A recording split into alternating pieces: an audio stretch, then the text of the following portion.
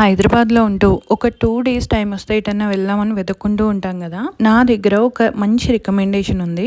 ఇది ఒక జ్యోతిర్లింగం మహారాష్ట్రలో ఉంది. ఏంటి ఇంత చిన్న టెంపుల్ లాగా అనిపిస్తుంది, జ్యోతిర్లింగం అని చెప్తుంది అనుకుంటున్నారా?